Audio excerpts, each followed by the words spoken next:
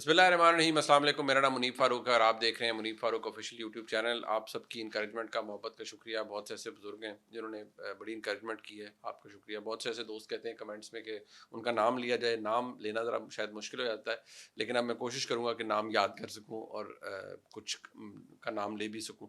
آپ سب کا شکریہ، میرے لیے اس کی بڑی اہمیت ہے، اس فیڈ بیک کی۔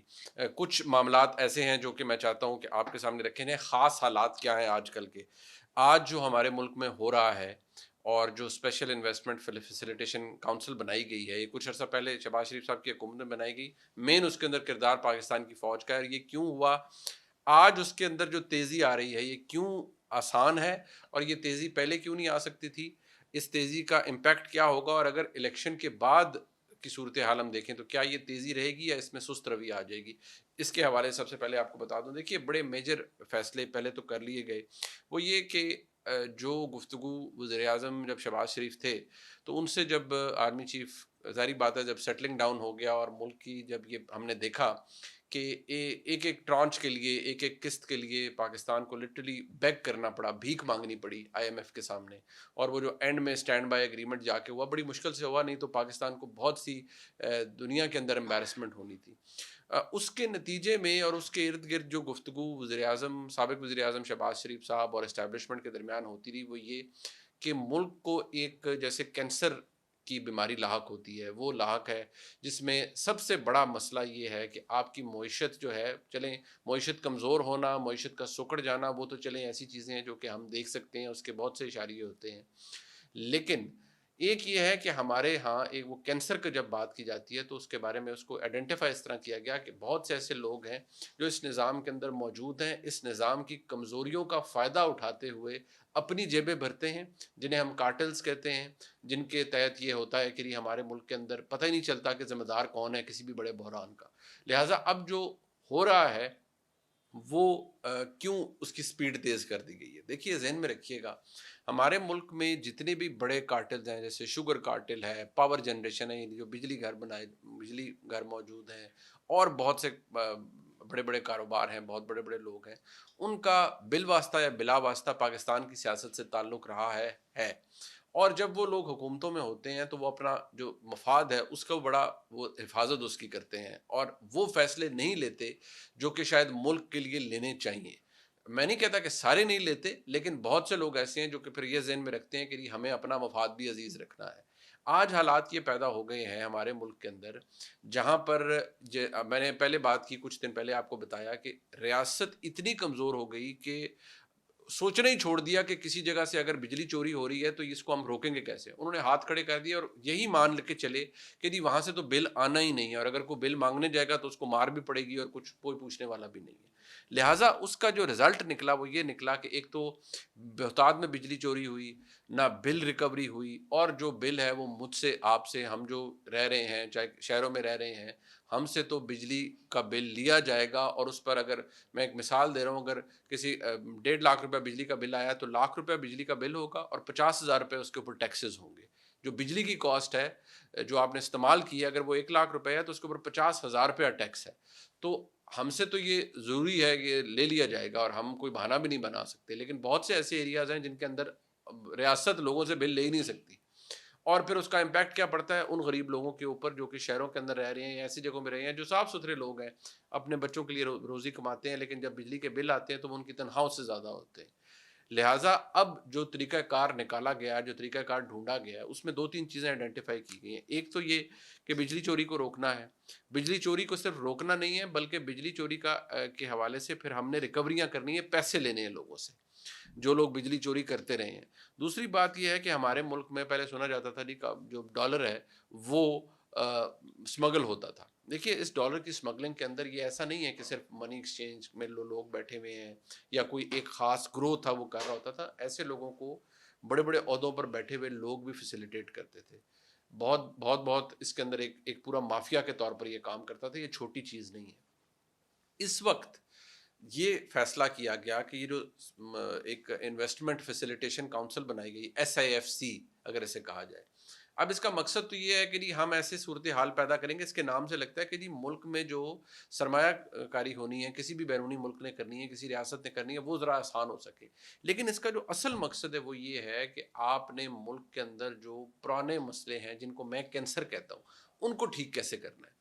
اور ان کے لیے سب سے بڑا طریقہ یہ اپنایا گیا ہے جی کہ آپ نے ہاتھ میں ڈنڈا پکڑ لینا ہے. اور ڈنڈا پکڑنا ہے. ابھی ریسنٹلی جو کریک ڈاؤن ہوا ہے منی چینجرز کے خلاف، اس میں یہ حالت آ گئی ہے کہ متعدد، ابھی کچھ تو رپورٹ ہوئے ہیں، کچھ میں نے جب اپنے بہت سے دوستوں سے رابطہ کیا تو بتایا گیا جی کہ جیسے بوریوں میں لدے ہوئے ہوتے ہیں، آپ کو جیسے گڈس ٹرانسپورٹ ہوتی ہیں ٹرکوں کے ذریعے کہ بارڈر سے ادھر جاتی ہیں یا ادھر جاتی ہیں، کوئی پاکستان سے سامان افغانستان جاتا ہے، اسی طرح ان بوریوں کے اندر ڈالر رول کر کے رکھے گئے اور ان کو پھر بعد میں وہ سامنے آئے کہ اس کی باقاعدہ طور پر ڈالر کی اسمگلنگ ہو رہی تھی. اس چیز کو روکنے کے لیے، اس کو ریورس گیئر لگانے کے لیے باقاعدہ پورے پاکستان میں ایف آئی اے کی اور پاکستان کی انٹیلیجنس ایجنسیوں کی ایک ٹیم وہ بنا دی گئی ہے. اب اس چیز کو روکا جا رہا ہے ود ایوری پاسنگ ڈے. روز لوگوں پہ ایف آئی آریں ہو رہی ہیں، چھاپے مارے جا رہے ہیں، کیونکہ جب ڈالر وافر مقدار میں مارکیٹ میں آئے گا تو اس کی قدر روپے کی نسبت وہ گرے گی. اور وہ آپ نے دیکھا پچھلے دنوں گری، اور وہ صرف ایک وجہ سے گری ہے، میں نے آپ کو بتا دیا تھا کہ وہ ڈنڈا جب ہاتھ میں اٹھایا گیا ہے. اب اس کے ساتھ کیا ہو رہا ہے کہ جو لوگ حوالہ ہنڈی کا کام کرتے ہیں، یہ حوالہ ہنڈی آپ سب کو پتہ ہے کیا ہوتی ہے کہ یہاں پیسے دیے ہم نے روپے میں اور کہاں ہمیں امریکہ میں پیسے اتنے ڈالر چاہیے تو وہاں مل گئے. وہ بینکنگ چینل کے تھرو نہیں آتے، کسی کو پتہ نہیں ہوتا وہ کیسے کس طریقے سے گئے، کیا ہوا. اس کے خلاف کریک ڈاؤن شروع ہوا ہے. بجلی چوروں کے خلاف کریک ڈاؤن شروع ہوا ہے. شوگر مافیا کے خلاف کریک ڈاؤن شروع ہوا ہے. یہ سب کہاں سے ہو رہا ہے؟ یہ بیسکلی پاکستان کی جو اسٹیبلشمنٹ ہے یہ وہ اسپیئر ہیڈ کر رہے ہیں کہ ہم نے پاکستان کو فکس کرنا ہے. اب میں آپ کو بتاتا ہوں کہ وہ یہ آج کیوں کر رہے ہیں اور اس دور میں ان کے لیے آسان کیوں ہے. ان کو یہ لگتا ہے کہ جب بھی سیاستدان حکومتوں میں آتے ہیں، چاہے وہ کسی جماعت سے ہوں، Muslim League Noon, Peoples Party, P T I ہو، کو بھی، یہ سرمایہ دار لوگ ہیں. ان کا انٹرسٹ کسی نہ کسی جگہ جا کر مل جاتا ہے ان کاروباروں، مختلف جو کاروبار ہیں ان سے. پھر یہ جتنے مرضی زیادہ یہ صاف نیت ہو جائیں، آنیسٹ ہو جائیں، کسی نہ کسی جگہ جا کے یہ جو ریاست کا تھوڑا ہے اس کو سائڈ پر رکھ دیتے ہیں کہ یار اس سے تو ہمارے تعلقات خراب ہوں گے، ہمارا مفاد خراب ہوگا، ہمارے کاروباری تعلقات جو ہیں لوگوں سے وہ بگڑ جائیں گے، جن لوگوں نے ہمیں الیکشنوں کے اندر فنڈ کیا ہے وہ ہم سے ناراض ہو جائیں گے. کیونکہ پاور پالیٹکس ایسے نہیں چلتی. پوری دنیا کے اندر پاور پالیٹکس ایسے ہوتی ہے کہ لوگ فنڈنگ کرتے ہیں اور سیاسی جماعتوں کو کرتے ہیں، سیاستدانوں کو کرتے ہیں. پھر جب وہ لوگ اقتدار میں آتے ہیں تو ان سے فائدے لیے جاتے ہیں. لیکن آپ نے کبھی یہ سوچا ہے کہ یہ جتنے بھی ہم یہ جو ممالک ہیں، ہم جب پاکستان کے اندر دیکھ لیں، انڈیا کے اندر دیکھ لیں، یہ کانسیپٹ ہے جی کنڈا ڈال لیا جی بجلی چوری کر لی، کوئی پوچھنے والا ہی نہیں ہے، پتہ ہی نہیں چلتا. رہی لائن مین سے سیٹنگ کر لی، ایس ڈی او سے سیٹنگ کر لی، کوئی لائن انچارج ہے اس سے سیٹنگ کر لی اور بجلی چوری کرتے رہے. یہ کام آپ انگلینڈ میں رہ کے نہیں کر سکتے، یہ کام آپ امریکہ میں رہ کے نہیں کر سکتے. بلکہ یہ بھی حالت وہاں پر تو کئی ایسی جگہ پر بہت سے لوگ جو اس وقت مقیم ہیں دنیا کے اندر، وہ یہ اس کانسیپٹ سے ہی ان کو میرے خیال میں وہ تو اس سے آ رہی ہیں، یا ان کو پتہ ہی نہیں ہے کہ بجلی چوری کیا ہوتی ہے. جو آپ نے استعمال کیا آپ نے اس کے پیسے دینے ہیں، بلکہ کئی جگہ پر تو آپ پہلے پیسے دیتے ہیں اور وہ آپ اس چپ کے اندر بجلی لے کر آتے ہیں اور اپنے میٹر کے اندر ڈالتے ہیں تو آپ کی بجلی چلتی ہے. ادروائز جب وہ ختم ہو گیا تو آپ کی بجلی بند ہو جائے گی آٹومیٹکلی. بلنگ کا بھی سسٹم نہیں ہے، آپ نے وہ پری پیڈ ایک سسٹم ہوتا ہے، جیسے آپ موبائل میں کارڈ ڈالتے ہیں، پیسے ہوں گے موبائل میں تو آپ کا موبائل چلے گا، کالیں کرے گا، ختم ہو جائیں گے تو وہ رک جائیں گی کالز. اسی طرح بجلی کا بھی صورتحال ہے. لہٰذا ان چیزوں کو کرنے کے لیے اب یہ ایسا میکنزم بنایا گیا ہے کہ کیونکہ یہ نگران حکومت ہے لہٰذا اس میں چڑھائی کر دیں تمام لوگوں کے خلاف، تاکہ کوئی چیخیں مارے بھی تو کوئی یہ نہیں کہہ سکتا کہ فلانی سیاسی جماعت یہ کر رہی ہے. ساروں کے خلاف ہو، ایکول ہو اور کسی کو بخشا بھی نہ جائے. اس چکر میں بہت سے لوگ ایسے ہیں جن کو پھر تکلیف ہو بھی رہی ہے، وہ یہ سمجھتے ہیں کہ یہ کسی باقاعدہ کسی میکنزم کے تحت ہو رہا ہے. اب آپ دیکھیے کہ دنیا کے اندر کیا ہو رہا ہے، بھارت کے اندر کیا ہو رہا ہے، وہاں پر سمٹس ہو رہے ہیں، دنیا کیا بڑھ رہی ہے، اور میں اور آپ ہم سارے یا ریاست پاکستان ہم کس بات پہ الجھ رہے ہیں، کس چیز سے؟ وہ یہ کہ ہم نے ڈالر کی پرائس کیسے کم کرنی ہے، اس کی قدر کیسے کم کرنی ہے، بجلی چوری کیسے بچانی ہے، ڈالر کی اسمگلنگ کیسے روکنی ہے، شوگر کارٹلائزیشن کو کیسے کنٹرول کرنا ہے. ایسا نہیں ہے کہ بھارت کے اندر چوری نہیں ہے یا بھارت کے اندر کرپشن نہیں ہے. وہ ہم سے آلموسٹ 7-8-10 گنا بڑا ملک ہے، تو اس کے اندر کیا یہ سب کچھ نہیں ہوگا. لیکن وہاں پر ادارے بھی بنے ہیں اور ان کو کام بھی کرنے دیا گیا ہے. مسئلہ یہ ہے ہمارا بحیثیت ریاست پاکستان کہ ہم نے بڑا تسلی سے اپنا بیڑا غرق کیا ہے اور جب ہم کہتے ہیں کہ تسلی سے، یعنی کہ میں آپ کو بلکہ کسی ایک ویلاگ میں بتاؤں گا کہ اور آپ کو اندازہ ہو جائے گا کہ ریاست پاکستان نے اپنے ساتھ ظلم کیسے کیا ہے. یعنی جب 1947 سے لے کر اس کے بعد سے لے کے بھارت کو پتا تھا کہ انہوں نے کیا کرنا ہے، انہوں نے وہی کیا. ہمیں پتا تھا ہم نے کیا کرنا ہے، لیکن ہم نے یہ چیز انشور کی کہ ہم نے وہ نہیں کرنا جو درست ہے. اور ہم نے تجربے کیے، اور تجربوں کے چکروں میں آج ہم یہاں کھڑے ہوئے ہیں کہ آپ کے ملک میں انویسٹمنٹ کے لالے پڑے ہوئے ہیں، آپ کے ملک کے اندر چوری ہو رہی ہے، آپ کے ملک کے اندر جو اتنی بڑی بڑی یہ پبلک سیکٹر کارپوریشن ہے جیسے پی آئی اے ہے. اب کوئی بھی سیاسی جماعت آتی ہے، خاص طور پر میں کہتا ہوں کہ پاکستان پیپلز پارٹی کا دین ہے، کیوں جی پرائیویٹائزیشن کریں؟ کیوں پرائیویٹائز کرتے ہیں آپ کے حکومتی اداروں کو؟ آپ جی انہیں جہاز لے کے دے دیں. آپ انہیں جہاز، ارے بھائی جب وہ یہ کہتے ہیں جہاز لے کے دے دیں، جہاز کہاں سے لے کے دے دیں؟ ایک ادارہ جب ویسے ہی اربوں روپے کے خسارے کے اندر ہے تو جہاز لینے کے پیسے ہماری معیشت کے پاس ہیں، ریاست کے پاس ہیں کہ وہ پی آئی اے کو جہاز خرید کے دے؟ کہاں سے دے گا وہ؟ اور دوسری بات ہے کہ آپ پی آئی اے جیسے اداروں کو استعمال کس لیے کیا جاتا ہے؟ ووٹ پکا کرنے کے لیے. ادارے کی گنجائش ہے، مثال کے طور پر اب جیسے میں ایک دفتر ہے، میں سما ٹی وی کے اندر کام کرتا ہوں اور سما کے ساتھ میں سما ایک ادارہ ہے، سما کے اندر گنجائش اگر ہے یا کسی بھی ادارے کے اندر گنجائش ہے کہ اس میں 1,000 لوگوں کو نوکری مختلف پوزیشنز پہ ملے گی. اب اس کے اندر اگر آپ 10,000 لوگوں کو ڈال دیں گے تو ادارے نے تو ڈوبنا ہی ہے، کیونکہ ادارے کے پاس تو گنجائش نہیں ہے کہ وہ 10,000 لوگوں کو تنخواہ دے گا.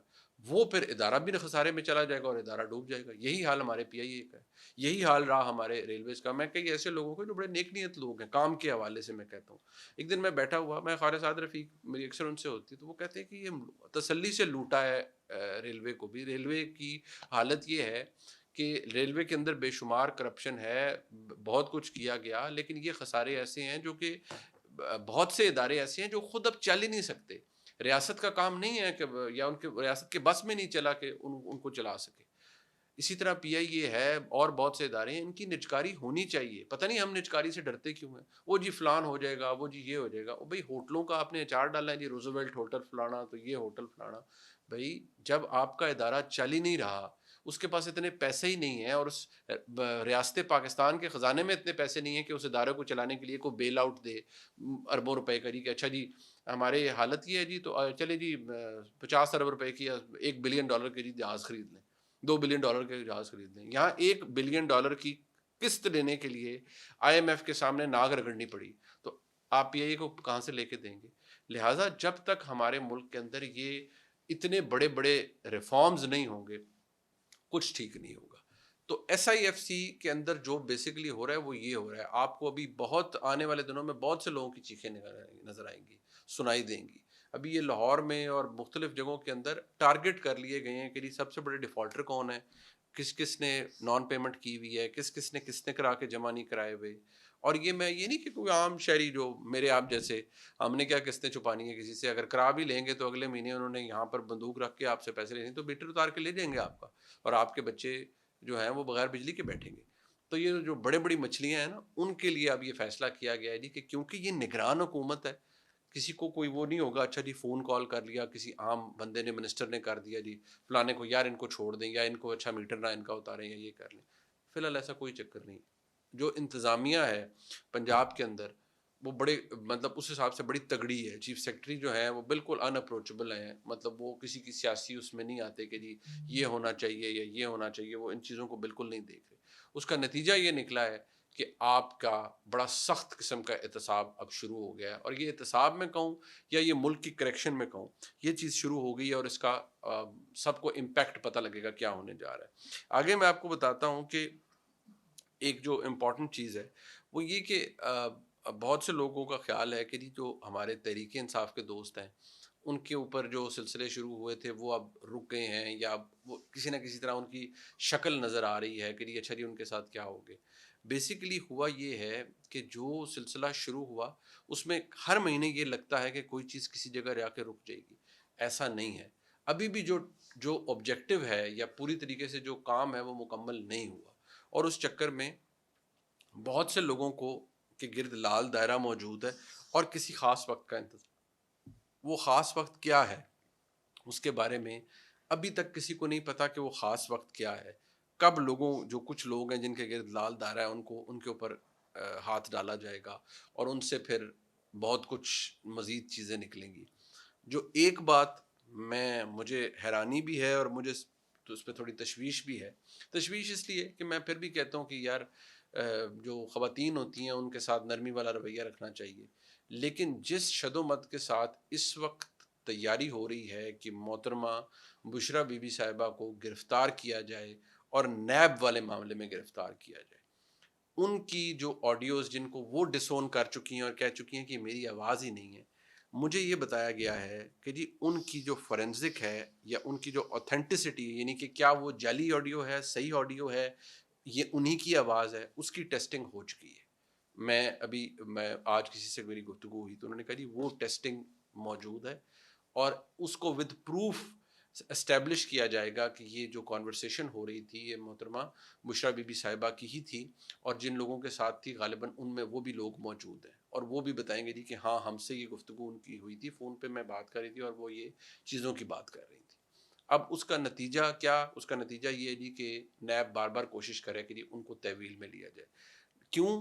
وہ اس لیے کہ جی جو تحویل میں اگر لے لیا تو ہمیں 30 دن تک تو ان کا ریمانڈ مل جائے گا، تو کہ نیب ان سے تفتیش کرے گا اور ان کو کریک کرنے کی کوشش. کریک کیا ہوتا ہے بیسیکلی؟ کسی کو جب نیب پکڑتا ہے تو پھر وہ انویسٹیگیشن کرتا ہے، فزیکل ریمانڈ ہوتا ہے. بے شک وہاں پر خواتین کوشچننگ کریں، لیکن وہ ایک ماحول تو بڑا عجیب ہو جاتا ہے. لیکن وہ لوگ کہتے ہیں یار آپ اس کو کیوں گنجائشوں کی بات کیوں کرتے ہیں؟ میں اس لیے کرتا ہوں کہ اگر کچھ گنجائش نکلتی ہے تو کم از کم خواتین کے لیے ضرور نکلنی چاہیے. ٹھیک ہے کسی نے غلط کیا، قانون کے مطابق سزا دیں، بار بار انہیں بلا لیں، لیکن میں کہتا ہوں کہ اگر پہلے لوگوں کے ساتھ زیادتیاں ہوئی ہیں تو میں پھر بھی کہوں گا کہ شاید ضروری نہیں ہے کہ وہ دوبارہ دہرائی جائے. بہرحال یہ سلسلہ اس وقت چل پڑا ہے اور اس میں لگ یہ رہا ہے کہ سلسلہ آگے بڑھتا رہے گا. اور یہ جو میں نے اینڈ میں آپ کو بات بتائی ہے بشریٰ بی بی صاحبہ کی، یہ میں خود حیران رہ گیا ہوں کہ اس کے اوپر اتنا زور ہے کہ جی وہ باتیں جو عمران خان صاحب کے گناہ ہیں یا انہوں نے جو کرائم کہا جاتا ہے جی کیے ہیں وہ تو جی ہو رہا ہے، لیکن جو ان کے پارٹنر ان کرائم ہیں ان کو نہیں چھوڑنا. اور جی یہ جو تحفوں والی بات ہے اس کے اندر تو جی بشریٰ بی بی صاحبہ انوالوڈ ہیں، القادر ٹرسٹ میں جی بشریٰ بی بی صاحبہ انوالوڈ ہیں، ان کو جی ہم نے انویسٹیگیٹ کرنا ہے، سب کچھ کرنا ہے. اس کے پیچھے ڈرائیونگ فورس کیا ہے وہ مجھے اور آپ کو پتا ہے، اس کو ہمیں بار بار کہنے کی ضرورت نہیں ہے. آج کا ولاگ آپ نے دیکھا جی، اسے لائک سبسکرائب شیئر کیجیے گا. دیکھنے کا شکریہ. خدا حافظ.